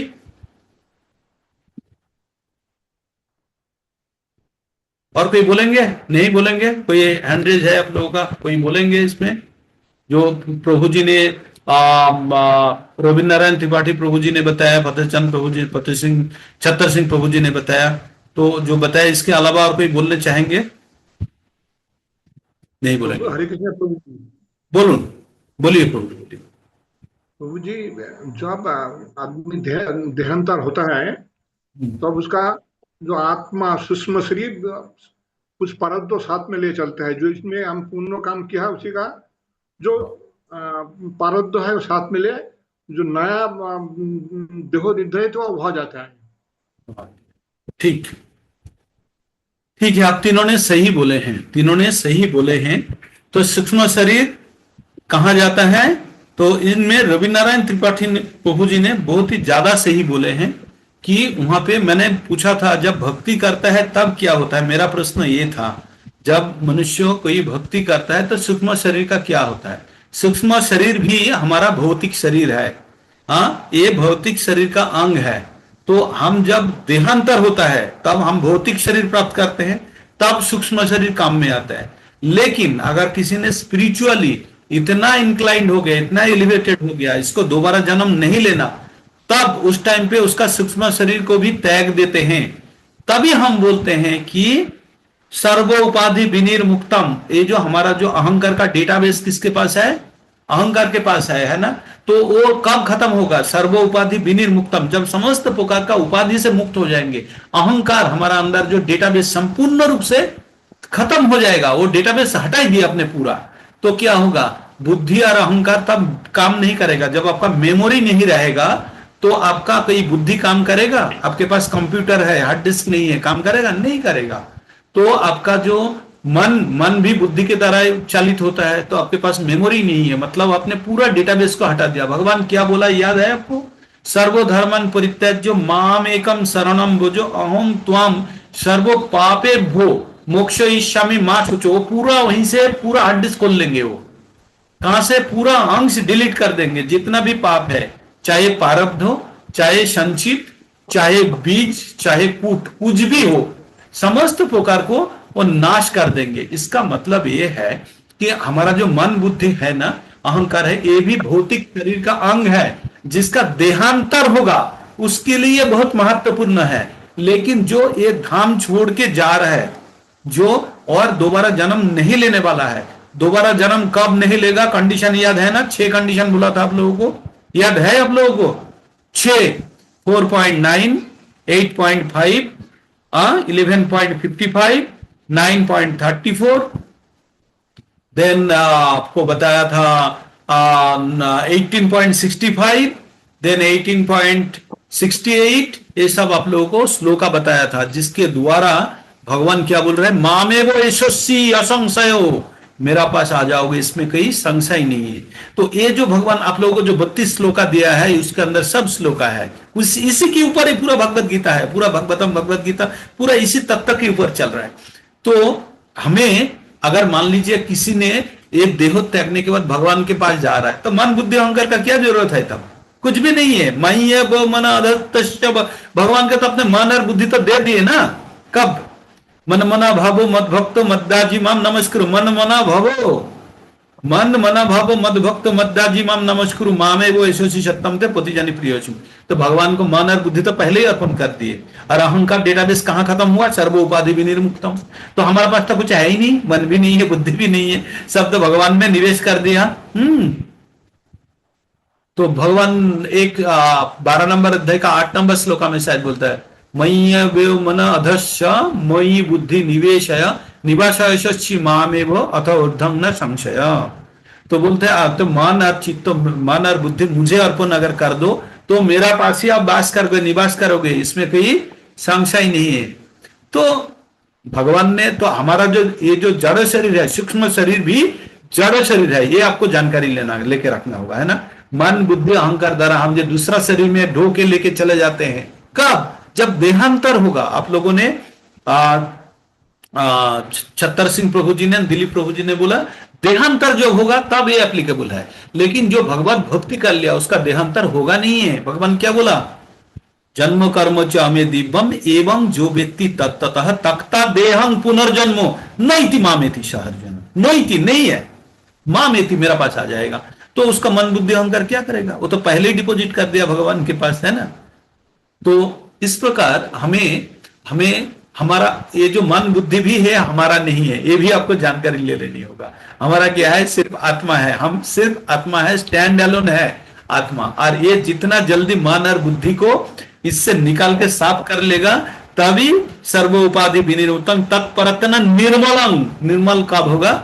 जब मन और बुद्धि द्वारा चालित होकर आत्मा नहीं चलेगा, आत्मा स्वतंत्र हो जाएगा, इनके ऊपर डिपेंडेंसी खत्म हो जाएगा, और किसी भी प्रकार का अहंकार का जो बैलून है पूरा सुई डाल के सफा कर दिया, हवा निकाल दिया पूरा। तो इस स्थिति में अगर भक्ति का स्तर में जब आप कनेक्ट हो जाएंगे तब ये आपके पास मन और बुद्धि ये आपके पास नगण्य हो जाएगा, इसका कोई जरूरत भी नहीं होगा, क्योंकि हमको देहांतर ही नहीं होने वाला है। जिसका देहांतर होने वाला है उनके लिए मन बुद्धि बहुत जरूरी है। तो बुद्धिमान व्यक्ति क्या होता है? जो बार बार जन्म लेते हैं ज्ञान अर्जन करते हैं, बार बार जन्म लेते हैं ज्ञान अर्जन करते हैं, इतना ज्ञान इकट्ठा कर लिया लेकिन ज्ञानी बन गया। लेकिन ये ज्ञानी बार बार बहुनाम जन्म नाम अंते ज्ञानमान मन पपद्यते वासुदेव सर्वमिति समहर्त सुदुर्लभ।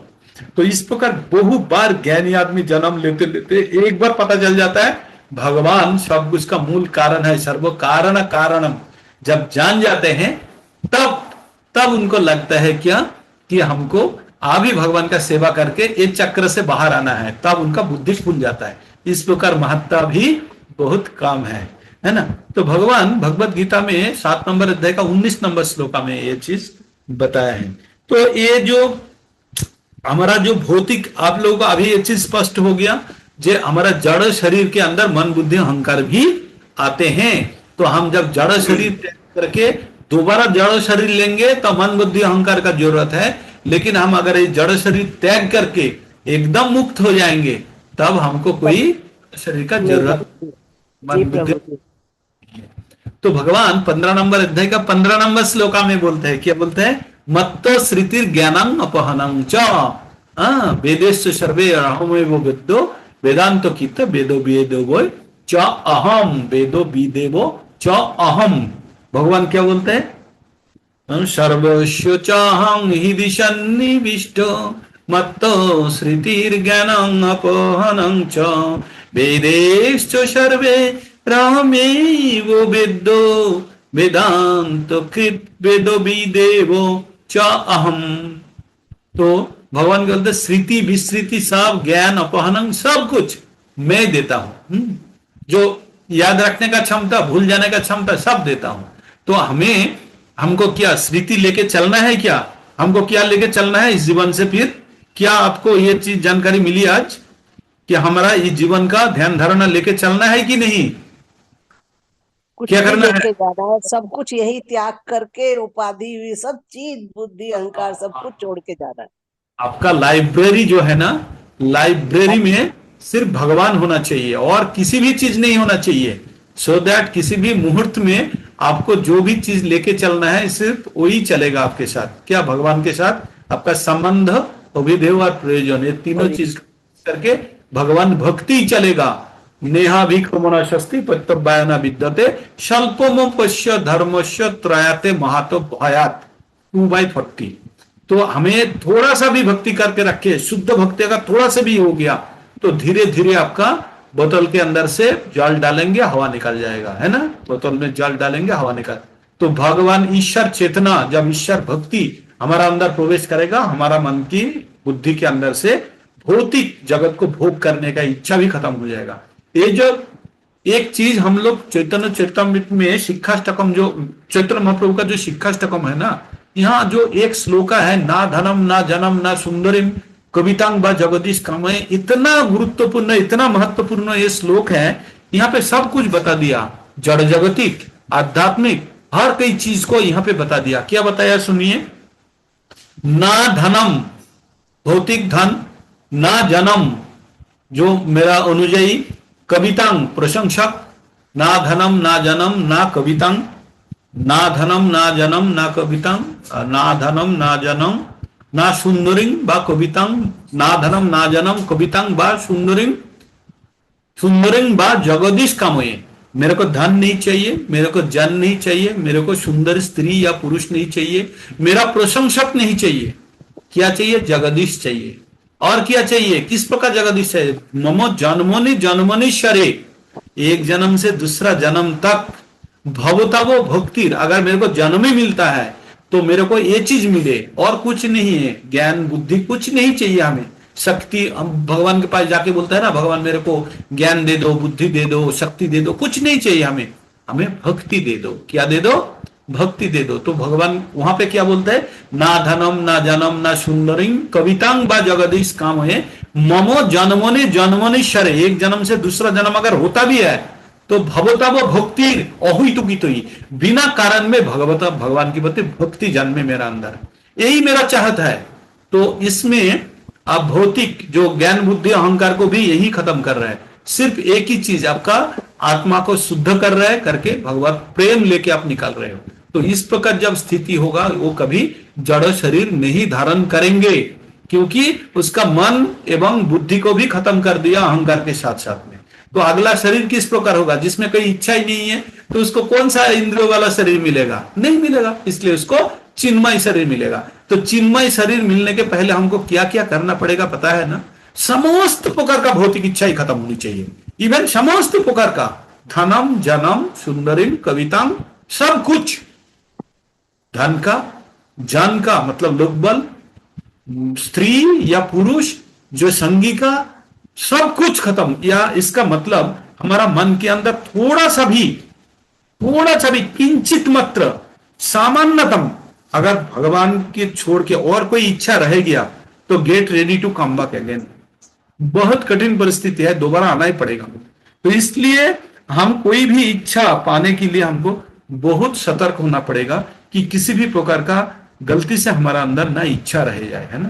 तो ये जड़ शरीर के साथ हमारा जो सूक्ष्म शरीर को भी त्याग करने के लिए रंच मात्र भी इच्छा रह गया तो वो सूक्ष्म शरीर जीवित रह जाएगा, तो उनको भी यहाँ त्याग करना होगा।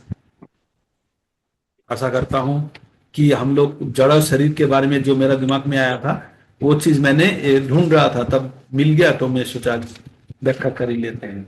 अभी नेक्स्ट वाला श्लोक का पठन करेंगे। उर्वशी माता जी कीजिए। हरे कृष्णा, प्रभु की दंडवत प्रणाम। श्री चैतन्य चरितामृत की जय। श्री श्री चैतन्य महाप्रभु की जय। श्री कृष्णदास कविराज गोस्वामी की जय। श्लोक संख्या 56। जगत गुरु कृष्ण कृपा मूर्ति अभय चरणारविंद श्री ऐसी भक्ति वेदांत स्वामी श्री प्रभुपाद जी की जय। एतावदेव जिज्ञास्यं तत्व जिज्ञासुनात्मनः अन्वय व्यतिरेकाभ्याम यत् स्यात् सर्वत्र सर्वदा। एतावदेव जिज्ञास्यं तत्व जिज्ञासुनात्मनः अन्वय व्यतिरेकाभ्याम यत् स्यात् सर्वत्र सर्वदा। एतावत जहाँ यहाँ तक, एव निश्चय ही, जिज्ञास्यम जिज्ञासा करनी चाहिए, तत्व परम सत्य की, जिज्ञासुना जिज्ञासु से, आत्मनः स्वयं का, अन्वय सीधे, व्यतिरेकाभ्याम और परोक्ष रूप से, यत जो कुछ हो सर्वत्र सर्वत्र सर्वदा अनुवाद। अतः दिव्य ज्ञान में रुचि रखने वाले व्यक्ति को सर्वव्यापी सत्य को जानने के लिए इसके विषय में सदैव प्रत्यक्ष तथा अप्रत्यक्ष रीति से जिज्ञासा करनी चाहिए। तात्पर्य श्री कृष्णदास कविराज गोस्वामी द्वारा। जो लोग इस भौतिक विश्व से अत्यंत दूर स्थित दिव्य जगत का ज्ञान प्राप्त करने के लिए गंभीर हैं, उन्हें इस विज्ञान को प्रत्यक्ष तथा अप्रत्यक्ष रीति से सीखने के लिए प्रामाणिक गुरु के पास जाना चाहिए। उसे इच्छित गंतव्य तक पहुंचने के साधनों एवं इस मार्ग में आने वाले व्यवधानों दोनों को ही जानना चाहिए। गुरु जानता है कि नए शिष्य के स्वभाव को किस तरह नियमित करना चाहिए। अतएव निष्ठावान छात्र को गुरु से इस विज्ञान के सारे पहलुओं को सीखना चाहिए। संपन्नता की विभिन्न कोटियां एवं मानदंड होते हैं। माता जी थोड़ा आपको बीच में रुक गया। ये वाला जो श्लोका है, हम लोग चतुश्लोकी भागवतम पढ़े थे ना, ये लास्ट श्लोका है, तो आप लोग उसके साथ रिलेट कर लीजिए। हाँ, तो मैं इसलिए मैंने आपको रोकने के लिए बोला कि सबका मानसिक प्रस्तुति है। हमने 4 श्लोका पढ़े हैं ना, 4 श्लोका पढ़े थे। पहले वाला श्लोका में क्या बोले थे भगवान, ये शुरू सृष्टि का शुरू में एवं अंत में मैं ही था। दूसरा वाला क्या था, दूसरा वाला था क्या, जो मेरे छोड़ के जो भी बाकी ज्ञान है ये अज्ञान है। तीसरा वाला में बोला था कि अभी जिसका व्याख्या हम लोग पढ़ रहे थे, जो भी भौतिक चीज के अंदर में प्रवेश करता हूं तब भी मैं स्वतंत्र रहता हूं, वो द्वारा इफेक्टेड नहीं हो। चतुर्थ वाला श्लोका में क्या बोलता है, जो अध्यात्म तत्व ज्ञान में आग्रही व्यक्ति है वो अंदर ही झांक के उस तत्व को निरूपण करने का प्रयास करता है ना, यह उपभास करता है। यह है चतुर्थ नंबर श्लोका। तो अभी लास्ट श्लोका का हम व्याख्या कर रहे हैं। जो चतुश्लोकी भागवतम है, चैतन्य कृष्णदास कविराज गोस्वामी ने दोबारा इसको रिपीट कराया है यहाँ पे।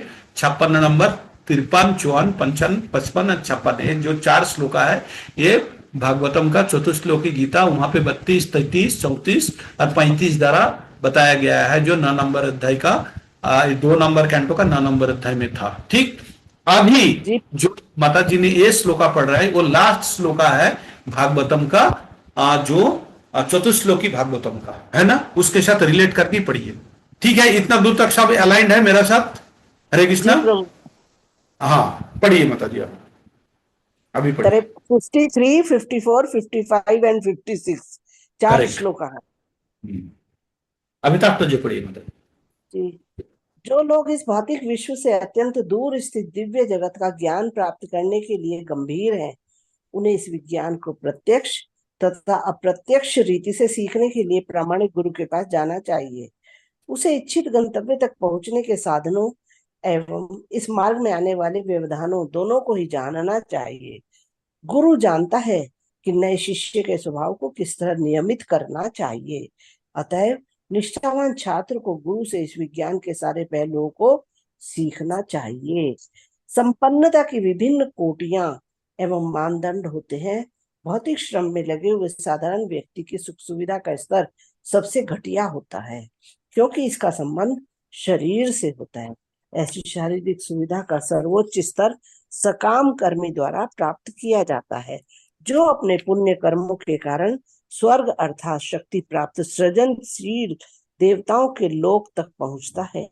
किंतु स्वर्ग में सुखी जीवन की धारणा निर्विशेष ब्रह्म में प्राप्त होने वाले सुख की तुलना में नगण्य होती है, और यह ब्रह्मानंद जो निर्विशेष ब्रह्म में प्राप्त होता है भगवत प्रेम के सागर की तुलना में बछड़े के खुर की छाप में भरे जल के समान होता है।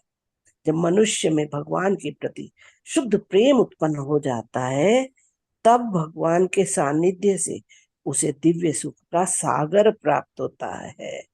जीवन की इस अवस्था तक पहुंचने के लिए अपने आप को योग्य बनाना सर्वोच्च सिद्धि है। आनंदाम्बुधि आ गया।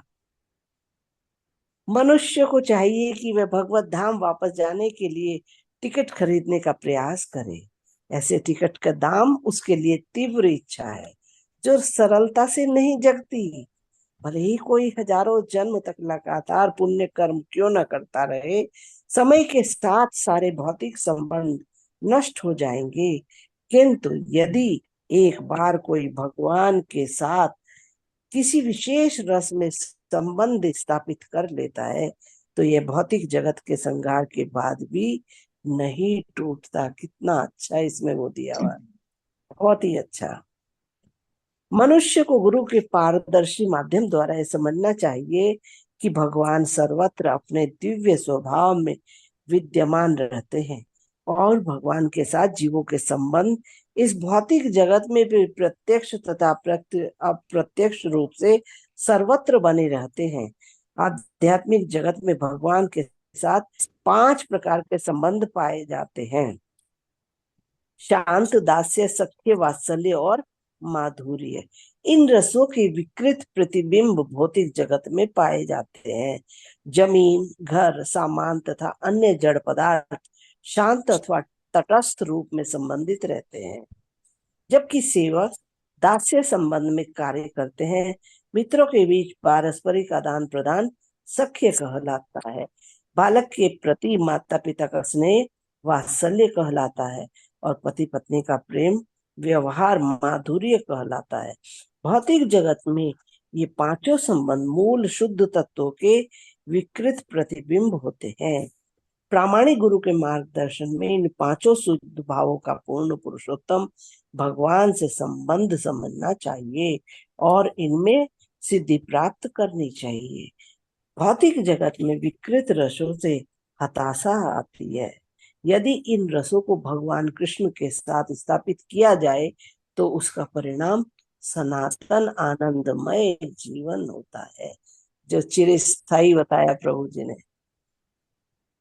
चैतन्य चरितमृत के इस तथा पिछले 3 श्लोकों से जो श्रीमद् भागवत से चुने गए हैं, चैतन्य महाप्रभु के आंदोलन को समझा जा सकता है। श्रीमद् भागवत में 18,000 श्लोक हैं, जिन्हें अहमेवा समयवाग्रे 53 से प्रारंभ करके तस्यात् सर्वत्र सर्वदा 56 में अंत होने वाले इन 4 श्लोकों में सार रूप में प्रस्तुत किया गया है। इनमें से पहले श्लोक 53 में पूर्ण पुरुषोत्तम भगवान कृष्ण की दिव्य प्रकृति की व्याख्या की गई है। दूसरे श्लोक 54 में आगे बतलाया गया है कि भगवान भौतिक शक्ति अर्थात माया की कार्यशैली से अलिप्त रहते हैं। सारे जीव जो कि भगवान कृष्ण के अंश होते हैं, बहिरंगा शक्ति द्वारा नियंत्रित होते हैं और वे आध्यात्मिक होते हुए भी भौतिक जगत में भौतिक शक्ति द्वारा निर्मित शरीरों के भीतर कैद हो जाते हैं। इसी श्लोक में भगवान के साथ जीवों के शाश्वत संबंध की व्याख्या की गई है।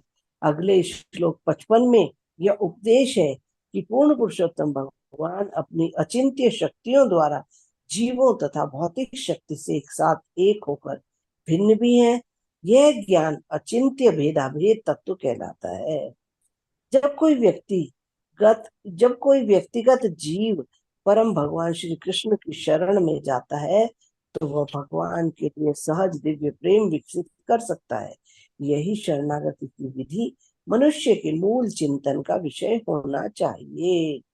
अगले श्लोक 56 में कहा गया है कि बद्ध जीव को अंततः प्रामाणिक गुरु के पास जाना चाहिए और उनसे भौतिक तथा आध्यात्मिक जगतों को एवं अपनी स्थिति को पूर्ण रूप से समझना चाहिए।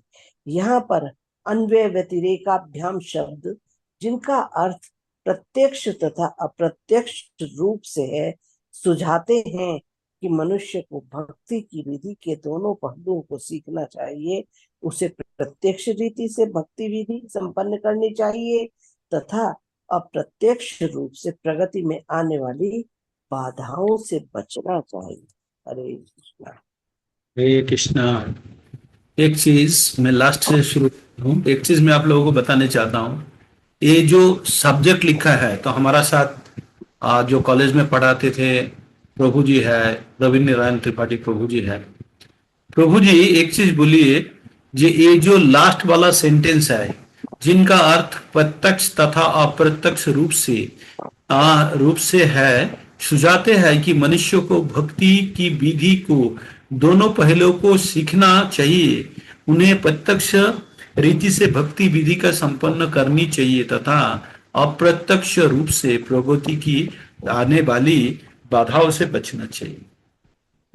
मैं ये बोलने चाह रहा था आपको, प्रभु जी तो पढ़ाया है, तो मैं ये बोलने चाह रहा था कि मनुष्य अभी तक आप लोग ने जो व्याख्या पढ़ रहा है, जो सुन रहा है, इसको किसी को अगर पढ़ाया जाए जो कुछ नहीं जानता है, उसके अंदर भक्ति उत्पन्न होगा? प्रभु जी आप इस लाइन से तो नहीं होने की, जब तक उसको शुरू प्रभु में जी, नहीं बताया जाएगा।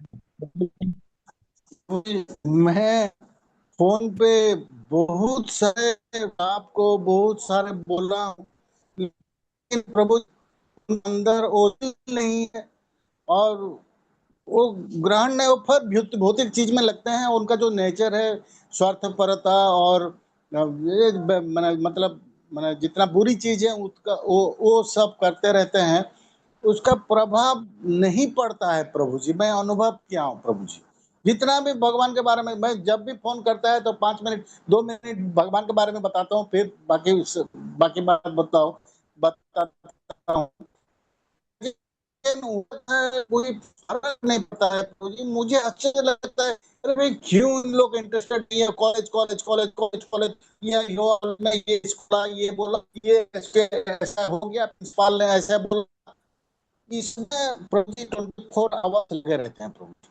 मैं एक चीज आपको बोलना चाहता हूं कि इसके अंदर ये जो हमने पठन किया अभी, ये जो श्लोका का तात्पर्य जो आप लोग सब समय निकल के पुनः पठन कीजिए, एक एक शब्द का अर्थ समझने का प्रयास कीजिएगा।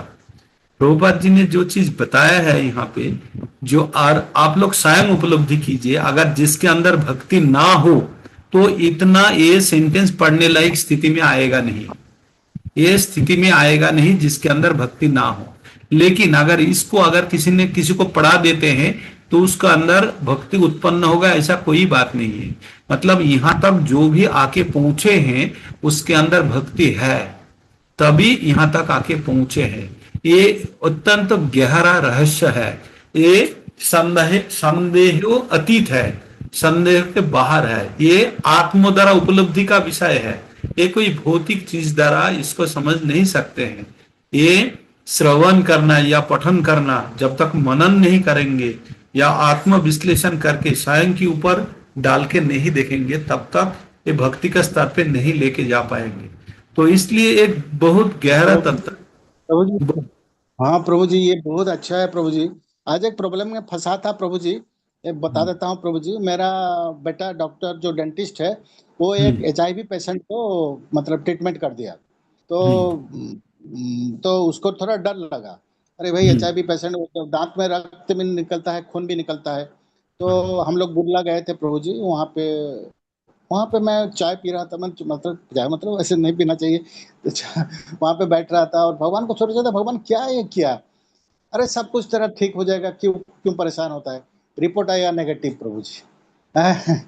और उसको बोले कि तुम 28 दिन का कोर्स कर लियो, एक बूस्टर डोज ले लियो, तो जीवन सारा कोई HIV पेशेंट के ट्रीटमेंट करने से भी तुमको HIV होगा नहीं प्रभु जी। ये मेरा अनुभव है प्रभु जी, आज का प्रभु जी। हाँ, जीवन में तो हमारा समस्या आएगा है। तो एक्चुअली यहाँ पे जो भागवतम में भी हम लोग जो पढ़ रहे हैं, जो 5 प्रकार का रस का बारे में बताया, शांत, दास्य, सख, वात्सल्य, माधुर्य, तो आपका संतान के साथ आपका वात्सल्य रसों का संपर्क है, इसलिए आपका मन विचलित रहता है उनका अगर कुछ हो जाए ना हो जाए। और आपको कितना आनंद प्राप्त हो रहा है जब आपका नेगेटिव रिपोर्ट आया, तब लगा ये नहीं, मेरा बच्चा सेफ है ना। तो इस प्रकार जब ये जो आनंद का एक स्पाइक था ना, एक अनुभूति का एक स्पाइक था, लेकिन भगवान के साथ जब आपका इस प्रकार संबंध होगा, ये आनंद का सागर बनेगा, ये आनंद हमेशा आते जाएंगे। आप अपना चिंता में मग्न रहेंगे, आप भाव में रहेंगे, आपका रुचि भगवान के प्रति उत्पन्न हो गया, तब आसक्त हो जाएंगे। श्रद्धा, साधु संग, भजन क्रिया, अनर्थ निवृत्ति, रुचि, निष्ठा, आसक्ति, भाव और प्रेम, तो ये अलग अलग स्तर हैं। तो हम लोग जो आपका संतान का प्रति जो प्रेम है, ये वात्सल्य रस में है। तो इस रस में आप आनंद कब अनुभव किए? चरम आनंद जब आपको रिपोर्ट आया ना, नेगेटिव रिपोर्ट आया, तो आप सोचे आपका संतान सेफ है, आपके अंदर बहुत आनंद अनुभव। तो इस प्रकार ये कितना देर के लिए रहा ये आनंद? जब भी आप याद करते हैं तब तुरंत आपको आनंद देता है, कुछ दिन के बाद भूल जाएंगे, है ना। आप सोच लेंगे एक नॉर्मल एक इंसिडेंट था, भगवान ने आपको बचा लिया बस, लेकिन आनंद का जाएगा पुनः उत्पन्न नहीं होगा। तो हमारा आनंद का हम कैसे मापते हैं? जड़ जगत में कोई दुख है, दुखमय स्थिति से बाहर निकालने को ही हम आनंद समझते हैं, है ना। जो आपका मन के अंदर विचलित थे कि वो HIV को ट्रीटमेंट किया है, मेरा बच्चे को तो कोई आ तो नहीं गया, अगर आ गया तो क्या होगा, आपने बहुत जल्पना कल्पना की है, बहुत व्यथित हुए हैं, तो बहुत विषम परिस्थिति में थे। लेकिन जब आपको ये पता चला नहीं है, तब आपको आनंद आया। इसका मतलब नदी का जल बहुत ही आंदोलित हो रहा था, जब कोई आंदोलन करने वाला शक्ति खत्म हो गया तब जल शांत हो गया, है ना। तो उसी को ही हम आनंद के रूप में देखते हैं। तो मन के अंदर जब अलग अलग चिंता भावना रहते हैं तब मन विचलित रहते हैं, तो हम विचलित रहते हैं, लेकिन जब सब खत्म हो जाता है तब मन शांत हो जाता है। तो ये जो भगवान का 5 प्रकार का रस का बोला, एक है शांत, दर्श, सख, वात्सल्य और माधुर्य। तो ये अलग अलग जो रस है ये एक्चुअली है आध्यात्मिक जगत का, लेकिन हम यहाँ जो भौतिक जगत में जो प्राप्त करते हैं ये इन्वर्टेड रिफ्लेक्शन है, विरूप प्रतिबिंब है। क्या है? विरूप प्रतिबिंब। जैसे हमने ऊर्ध्व मूलम अधः शाखम ये क्या प्राहुरब है ना, जो ऊर्ध्व मूलम अधः शाखम असत्थ प्राहुर अशाश्वतम प्राहुरव्ययम छंदांसी यस्य पर्णानि यस्तम वेद स वेदवित्, है ना। तो 15 नंबर अध्याय का पहला वाला श्लोक था कि ये दुनिया है उल्टा प्रतिबिंब है। मैंने आप लोगों को बार बार एग्जांपल देता हूं, जैसे कोई तालाब का किनारे के पे एक पेड़ है जो आम का वृक्ष है, सुस्वादु आम का फल फले हुए ऊपर, और जल के अंदर भी उसका रिफ्लेक्शन आ रहा है और उसके अंदर भी आम दिखेगा आपको ना। लेकिन उस आम को अगर तोड़ने का प्रयास करेंगे तो आम मिलेगा? नहीं मिलेगा, कचरा मिलेगा, जल में भीगेंगे, कष्ट होगा, लेकिन आम प्रकृत रूप से नहीं मिलेगा। कभी कभी चिड़िया खाने के बाद अगर कोई थोड़ा सा अगर सड़ा गला अगर नीचे मिला तो हम सोच लेते हैं हमको आम मिल गया, लेकिन प्रकृत अर्थ में जल के अंदर आम है ही नहीं, ये विरूप प्रतिबिंब है। तो हमारा जो जड़ जगत है ना, ये आध्यात्मिक जगत का विरूप प्रतिबिंब है। यहाँ पे हम जल के अंदर, कीचड़ के अंदर आम ढूंढने का प्रयास करते हैं, और कभी कभी चिड़िया या कोई पक्का आम अगर नीचे गिरा हुआ है, सड़ने वाला है, उस प्रकार आम अगर कहीं मिल जाता है छोटा मोटा थोड़ा सा भी, आम सोचते हैं यही सुख का उत्स है ना, यही सुख का उत्स है। तो क्या करते हैं, जब कोई मद्यपान करते हैं या जो शराब पीते हैं, वो लोग झूठ मूठ के कल्पना का जगत में डूब जाते हैं। इससे ज्यादा सुख का कोई अवस्था हो ही नहीं सकता है। जैसे अंधेरा में जब कई शाम को खाना खा रहे हैं तो लाइट इतना कमजोर था, तो जो खाना खा रहे थे, रोटी खा रहे थे, तो रोटी का जो छाया गिरा ना थाली के ऊपर, वो छाया में टच करा के वो व्यक्ति ने खा गया, क्योंकि वो पहले से शराब पिया हुआ था, तो वो मोहित था, उसको पता नहीं चल रहा था, रोटी फाड़ रहा था और वो जो छाया, बत्ती का जो छाया पड़ा हुआ है उससे खा रहा था। तो उसको बहुत आनंद ले रहा था, उसको गुड़ समझ के खा रहा था। तो उसको मिसेस को बोलते हैं और थोड़ा गुड़ दे, तो वो बोलते हैं गुड़ कहाँ से दूंगा? तो बोला ये जो मैं खा रहा था गुड़ खत्म हो गया। तो बोला गुड़ कहाँ से? बोले रोटी खरीदने के लिए पैसा नहीं है, आप गुड़ का बात कर रहे हो। तो बोला अभी तक खाया कैसे?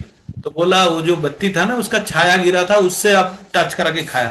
तो उसको पत्नी को फिर उन्हें पिटाई शुरू कर दिया, बोला तू मेरे को गलती से छाया से रोटी खिलाया तो तेरे को मैं पीटता हूं। तो ये है हमारा अवस्था, हम ये जड़ जगत में इतना मोहित है, हम छाया में रोटी लगा के खा रहा है, सोच रहे गुड़ से खा रहा है ना, क्योंकि ये जगत जो है ये उल्टा प्रतिबिंब है, ये inverted perverted reflection of the actual world है। तो इसलिए यहाँ भी आपको सब प्रकार का प्रेम का छोटा छोटा स्वाद मिलने का जायगा है ना। जैसे शांत रस है, दास्य रस है, शाखो है, वात्सल्य है एवं माधुर्य रस है। तो ये सब हमारा जीवन में भी मिलता है, लेकिन ये हमको वो सुख नहीं दे सकता जो भगवान के साथ ये सुख प्राप्त करने का एक्चुअल है। जैसे रोटी जिसने जब तक खाया है छाया में टच करके, वो गुड़ समझ के खाया है, गुड़ का आनंद लिया है, लेकिन प्रकृत आनंद नहीं है, वो की मोहित था, वो मोहच्छन्न था। तो इस प्रकार हम इस जगत में जब मोहच्छन्न रहते हैं तब हमको पता नहीं चलता कौन सा असली रिलेशन है, कौन सा डुप्लीकेट है, फॉल्स है। इसलिए हम इसी में ही आनंद लेने का प्रयास कर रहे हैं। जब भी असल आनंद तो भगवान के साथ युक्त होने के बाद ही पता चलेगा, है ना। तो ये आपको एक क्लास में 3-4 श्लोका पढ़ना या 1 घंटा में खत्म होने वाला ये चीज नहीं है। ये तो लगता है कि आप जितना देर तक व्याख्या करते, विश्लेषण करते जाएंगे उतना ही समय कम है ना। इसलिए हम लोग का अग्रगति नहीं हो पा रहा है ना। 2 श्लोका में हम लोग बैठ प्रभु जाते जी मेन बात है हरे समझना, कृष्ण प्रभु जी। हैं। ठीक। हाँ आगे प्रभु जी, बढ़ने की अच्छा हो बात रहा है नहीं। प्रभु जी, स्लो स्लो अच्छा हो रहा है प्रभु जी, बहुत अच्छा हो रहा है प्रभु जी। हाँ हम खत्म करेंगे प्रभु जी, क्या है, खत्म तो करेंगे जब भी करेंगे, लेकिन जो समझ रहे हैं वो थोड़ा बहुत अच्छा लगता है। इतना एक्सप्लेन आप करते हैं, इतना अच्छा से करते हैं प्रभु जी। हमारा उड़ीसा में तो नहीं, हमारा वेस्टर्न उड़ीसा में तो ऐसा नहीं है, पाप के जैसे नहीं है प्रभु जी। मैं कितना ज्ञान पा रहा हूँ प्रभु जी, ये बहुत आपसे आभारी हूँ प्रभु जी। प्रभु जी से तो सभी ज्ञान प्राप्त कर रहे हैं प्रभु जी, तो सब ज्ञान बड़े नहीं, अच्छे से समझा रहे हैं।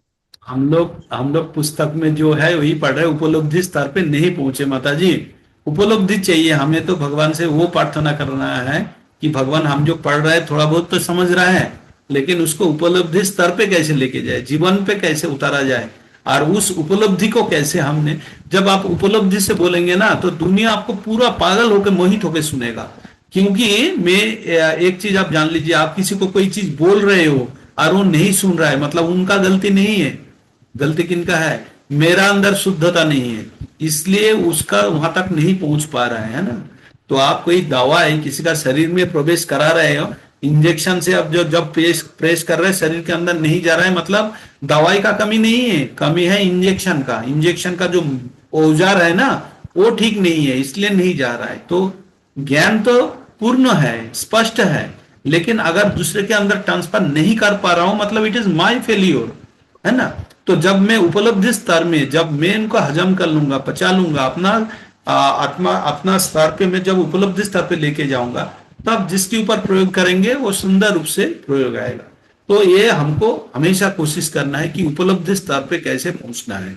एक्चुअली शिक्षा का जो मैंने आप लोगों को बताया था, आप लोग तो टीचर है बहुत, तो आप लोग जानते होंगे, शिक्षा मतलब सुनना, पढ़ना, देखना, लेना, एसिमिलेट करना, दूसरे को सिखाना है, अपना जीवन में प्रयोग करना है। उसके बाद ये 3 स्टेज के बाद जो उपलब्धि होता है, जो रियलाइजेशन होता है, दैट इज एक्चुअल लर्निंग। इसका मतलब 1 किलो दूध को अगर मंथन करते करते जाके आपको क्या 100 ग्राम या 50 ग्राम आपको ये मिलेगा, क्या घी मिलेगा। तो इस प्रकार हमने ज्ञान का आलोचना करेंगे, दर्शन करेंगे, मक्खन। मनन करेंगे, मंथन करेंगे, करने के बाद आपको थोड़ा सा उपलब्धि स्तर में आएगा। तो जितना आएगा वो बहुत ही महत्वपूर्ण है। तो हमें उपलब्धि का स्तर प्राप्त करना है, तभी आप प्रकृत प्रेम का भाषा हृदय से समझ सकते हैं। अभी जो कान से सुन रहे हैं वो हृदय से सुनना होगा, उस स्तर पे हमको जाना है ना। तो आप लोगों को बहुत बहुत धन्यवाद, आप लोग इतना देर तक आ, सुनते रहते हैं। मेरे को भी, हरे मैं भी कृष्ण प्रभु जी। आप लोगों को बोलता मतलब ये नहीं मैं तो स्वयं को बोलते रहता हूँ। मैं ये मत सोचिए कि आप लोगों को मैं ज्ञान नहीं, ज्ञान तो मेरा है भी नहीं, दे भी नहीं सकता, लेकिन मैं ये मनन के रूप में लेता हूँ कि जो मैंने पढ़ा वो स्वयं को मैं बोलते रहता हूँ कि सच्चे में तू कर रहा है कि नहीं। That is very important part of our life. और वो जब हम उपलब्धि स्तर पे जाएंगे तब हमारा एक्चुअल पढ़ने का जो उद्देश्य है वो साबित होगा, है ना। तो आप लोग अच्छा ढंग से भक्ति कीजिए और भगवान का कृपा प्राप्त कीजिए। तो आप लोगों का आज का जो चरम ज्ञान है कि हमारा जो सूक्ष्म शरीर है ये भी जड़ शरीर का अंग है, इसको भी मुक्त करना होगा। किस कैसे मुक्त होगा? तत्पर तेना निर्मलम। जब आत्मा निर्मल होगा तो मन, बुद्धि, अहंकार को भी पूरा साफ कर देंगे, तभी हम चिन्मय शरीर पाने का योग्यता रखते हैं, है ना। जब हाथ पैर पूरा खाली होगा तभी नया वस्त्र पठन पहनाया जाएगा। जब पहले से वस्त्र पहने हुए हैं तो उसके ऊपर नया वस्त्र परिधान नहीं होगा। तो हमें समस्त प्रकार का मिथ्या अहंकार का जो भी वस्त्र पहने हुए हैं समस्त प्रकार का त्याग आना चाहिए। बहुत स्तर थोड़ा सा हम लोग को अपलिफ्ट करना होगा माता जी, है ना। हरे कृष्ण प्रभु जी। बोलिए प्रभु, बोलिए प्रभु जी, बोलिए। हरे कृष्ण प्रभु जी। प्रभु जी ये भागवतम के जो श्लोक दिखाए हैं 53, 54, 55, 56, ये कौन से स्कंद के हैं दिखाए हैं? कौन सा स्कंद में? इसमें ये तो इसी में है प्रभु अभी जी, भागवतम के। तात्पर्य में भी दिखाया है ना, 53, 54, 55, 56। ये इनका बात कर रहा है, नहीं, स्कंद कौन से के हैं? स्कंद का नहीं है। चैतन्य चरितमृत में 55, 56 तक है ना, 56, 55, 53, 54 चैतन्य चरितमृत में है। और भागवतम में भागवतम लिखा ना इसमें से। हाँ जी, भागवत लीला अध्याय 1। ठीक है प्रभु जी। का 2 का वही जो 32, 33, 34, 35 जो बोल रहे थे आप लोग, जो अलग अलग एक नंबर का आगे पीछे हो रहा है, उनको कंपेयर कर रहे हैं। यहाँ का 4 श्लोक के बात में बोल के हैं। हाँ, 33, 34, 35, 36।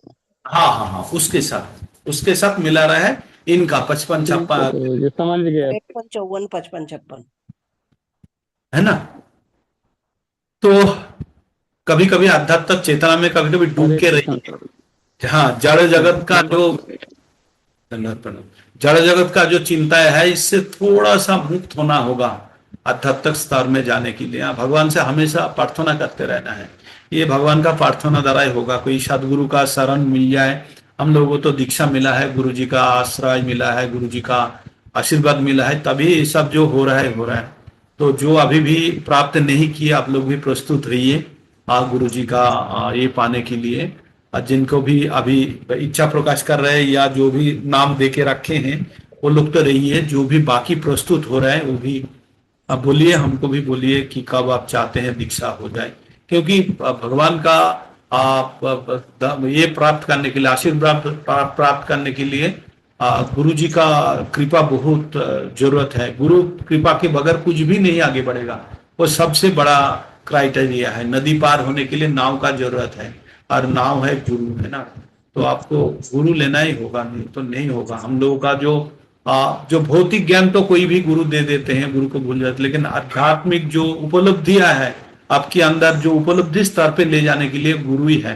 तो तद्विद्धि परिप्रातेन परिप्रश्नेन सेवया उपदेश कांति ते ज्ञानम ज्ञानिनम तत्वदर्शिनम। तत्वदर्शी गुरु को पास जाना है। इसलिए हम लोग दीक्षा जब लेते हैं तो वो क्या देते हैं, दिव्य ज्ञान का शिक्षा देते हैं। तो गुरु के साथ हमारा जब एक बार कनेक्शन बन जाता है तो वो हमको स्पिरिचुअल जगत के साथ कनेक्ट करने का समस्त प्रकार का शक्ति प्रदान करते हैं।